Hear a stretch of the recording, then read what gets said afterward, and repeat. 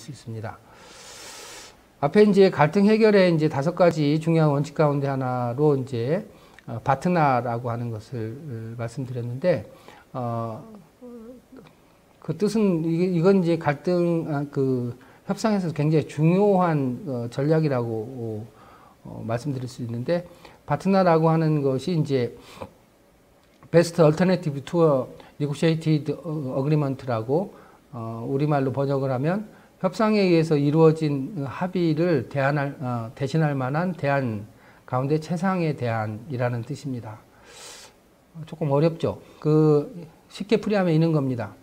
내가 운동화를 사러 이제 시장에 갔는데 A 가게에서는 운동화 하나에 15,000원에 A 마크가 찍힌 운동화 하나에 15,000원이라고 하고, B 가게에서는 13,000원이라고 하고, C 가게에서 가서 볼 때 협상을 할 때 얼마에 주시겠습니까? 라고 물을 때 16,000원이다 라고 하면 나한테는 13,000원이라고 하는 대안이 있는 거죠. 15,000원짜리 대안도 있고 13,000원짜리도 대안이 있는데, 가장 최적의 대안은 가장 저렴한 가격으로 살 수 있는 가격이잖아요. 13,000원이 되는 겁니다. 그 13,000원으로 살 수 있는 가게라고 하는 대안이 있는 한 나는 18,000원에서 13,000원까지 협상할 수 있는 여지가 생기는 거죠. 또 경우에 따라서는 13,000원보다 더 싸게 살 수도 있고, 이렇게 내가 지금 협상하는 상황에서 지금 현재 제한된 대안을 물리칠 경우에, 거부할 경우에 내가 선택할 수 있는 나머지 가운데 가장 최선의 대안이 무엇인가 라고 하는 것이죠. 그것을 갖고 있느냐 갖고 있지 않느냐에 따라서 협상력은 굉장히 많이 달라질 수밖에 없습니다. 그래서 이 파트너 대안 중에서 최상의 대안이 무엇이냐라고 하는 것이 협상력에 있어서 가장 원천적인 기반이 된다, 이렇게 말씀드릴 수가 있습니다. 파트너가 중요한 이유는 파트너가 당신의 합의를 받아들일 것인지 거부할 것인지를 얘기해 줄 수 있기 때문입니다. 그래서 어떤 제안이 파트너보다 좋으면 그것은 수용할 수 있는 것이고, 어떤 제안이 파트너보다 좋지 않으면 거부할 수가 있게 되는 거죠. 따라서 좋은 파트너는 협상력을 높여주는 원천이 될 수 있다고 볼 수 있습니다. 그래서 각자의 파트너를 알고 동의하게 되면 협상을 개시할 시점을 알 수 있게 되고요.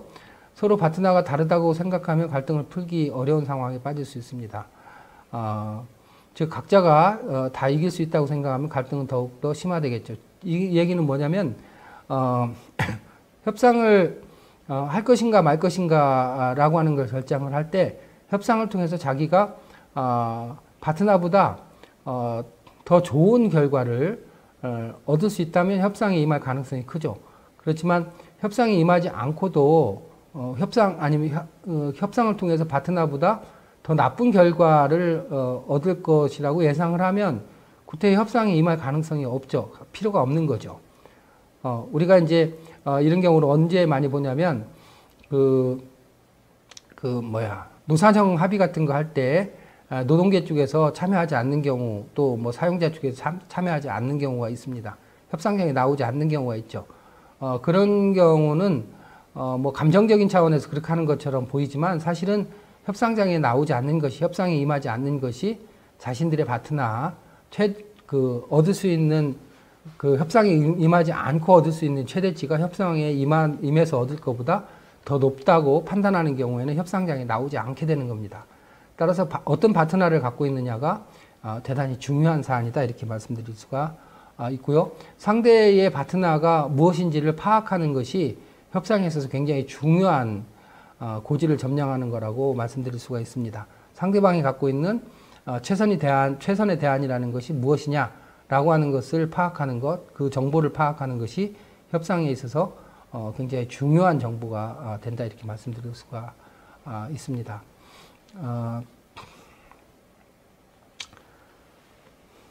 그래서 그 파트너와 관련해서 상대방의 파트너가 무엇인지를 아는 것이 굉장히 중요하고요. 그 다음에 자신의 파트너를 더 좋게 만들기 위해서 노력하는 것이 굉장히 중요하다. 이렇게 말씀을 드릴 수 있습니다. 그래서 강한 파트너를 가지고 있을수록 협상에서 유리한 상황에 있을 수 있다. 이렇게 말씀드릴 수가 있죠. 취업 같은 경우에도 A 회사에 가서 연봉 얼마를 줄 것이냐라고 물었을 때 예를 들면 뭐 연봉 5천을 준다고 하고 B 회사에 가가지고 연봉 7천을 준다고 했을 때 C 회사에 가서는 내가 최소한 7천은 받을 수 있는 파트너가 있기 때문에 7천 이상을 협상할 수 있는 여지가 생기는 것이죠. 그런데 이제 그런 A, B 같은 대안이 없는 경우에는 C 회사에 가서 내가 협상할 수 있는 여지가 지극히 좁아지는 거죠. 그런 겁니다. 그런가 하면 상대의 파트너를 아는 것이 굉장히 중요하다라고 하는 것은 상대 회사 C가 얼마까지를 줄 수 있는지를 사전에 파악할 수 있다면 굉장히 협상력을 높일 수 있다. 이제 그런 말씀이 되는 것입니다. 상대방 역시 나를 뽑지 않고 다른 사람을 뽑았을 경우에 어떤 상황에 처할 수 있는지 등등에 관한 정보를 파악하는 것이 굉장히 중요하다. 이렇게 말씀드릴 수 있습니다. 우리가 이제 그 물건을 산다고 할 때도요, 사실은 이 파트너가 굉장히 중요한 영역을 차지하는데, 예를 들면은요, 그 물건을 파는 사람이 있고 물건을 사는 사람이 있는 경우에 물건을 파는 사람에게 있어서는 자신이 더 이상 밀리지 않고 지켜야 될 가격이라는 게 있습니다. 그 이제 45만 원이라고 친다면 파는 사람은 45만 원 이상을 부를 것입니다. 그런가 하면 이제 살려고 하는 사람은 구매력이라고 하는 것이 있잖아요. 그래서 이 사람은 이제 50만 원 이하로만 살 수 있다라고 구매력을 갖고 있다면 사실은 45만 원에서 이제 50만 원 사이가 합의 가능한 영역이라고 볼 수가 있죠. 그런데 이제 파는 사람은 45만 원 이상으로 부르려고 하고 이제 사는 사람은 이제 50만 원 이하로 부르려고 하는데, 여기서 굉장히 중요한 말씀은 뭐냐면 그 양쪽이 실제로 이 파트너가 얼마인지 정확하게 알 수가 없다는 거죠. 예를 들면 그 원가가 얼마인지, 실제로 손해가 보는 지점이 얼마인지를 파악하기가 굉장히 어렵다라고 하는 점이죠. 그렇지만 이제 확실한 것은 파는 사람이 부르는 70만 원이라고 하는 것을 그대로 믿어서는 안 된다는 거죠. 그것은 이익이 극대화 됐을 때의 가격이기 때문에 이 협상에서 굉장히 중요한 것은 상대의 파트너가 얼마인지를 파악하는 것이 굉장히 중요한 협상의 기술이다. 이렇게 말씀드릴 수가 있습니다.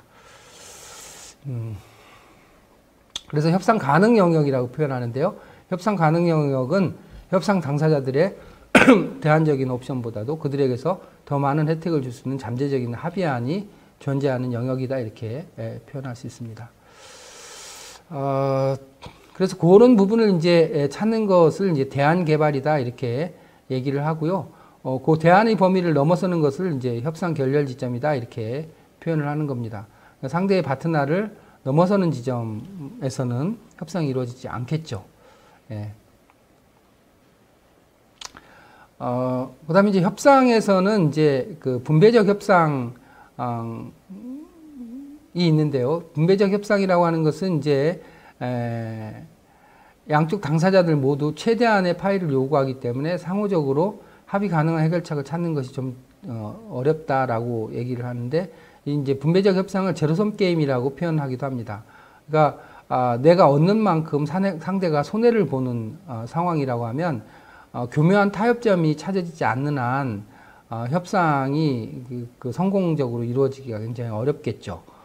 그래서 이 분배적 협상이라고 하는 것은 한마디로 얘기하면 지금 있는 상황을 고정된 상황으로 보고 이것을 어떻게 배분하느냐라고 하는 상황으로 지금 현재 상황을 설정하는 것을 분배적 협상이다. 이렇게 얘기를 하고 제로섬 게임이다. 이렇게 얘기를 하는 겁니다. 그런데 협상이라고 하는 것이 이런 항상 분배적 협상만 있는 것은 아니죠. 서로 협력적인 노력을 통해서 새로운 대안을 만들어낼 수 있다면 제로섬 게임이 아니라 플러스섬 게임도 만들어질 수 있잖아요. 이런 상황에서 이제 그 협상에는 협력적 노력이라고 하는 것이 필요한 상황이 될 수가 있는 것입니다.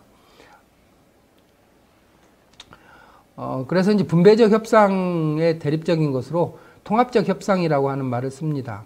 통합적 협상은 가치 창출이나 파이를 키우는 것을 말하는데, 이런 당사자들의 공통된 이해를 갖거나 여러 이슈들을 가지고 있을 경우에 협상자들이 여러 가지 이슈들을 동시에 다룰 수 있고 이들 간의 거래가 일어나는 겁니다. 이거는 상황을 제로섬 게임, 내가 더 취하면 상대가 손해를 보는 상황으로 인식하는 것이 아니라 옵션을 다양하게 개발함으로써 상대하고의 협상을 통해서 나도 더 많은 것을 얻고 상대도 더 많은 것을 얻을 수 있는 상황을 얘기를 하는 겁니다.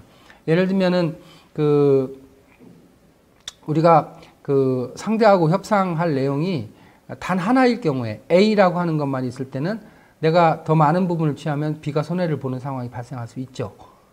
그렇지만 이제 같이 협상해야 될 사안이 A, B, C이라고 하면 A에서는 나는 B가 굉장히 중요하고 상대는 A가 굉장히 중요한 경우에 상대한테는 A를 주고 A의 일정 부분을 주고 상대로부터 B를 내가 더 많이 얻는다고 한다면 실제로 부분적으로는 내가 손해를 보는 부분도 있고 이익을 보는 부분도 있지만 전체적으로는 나의 썸이 전체 토탈이 더 커지게 됨으로써 협상을 통해서 이익을 보는 상황이 발생할 수 있는 거죠. B 역시도 상대 역시도 부분적으로는 손해를 볼 수 있지만 전체적으로는 이득을 볼 수 있기 때문에 협상이 가능해지는 것입니다. 이렇게 협상을 통합적으로 보느냐 아니면은 분배적인 문제 차원으로만 보느냐에 따라서 그 결과는 제로섬 게임의 결과가 될 수도 있고 서로에게 이익이 되는 결과를 초래할 수도 있고 그렇게 달라.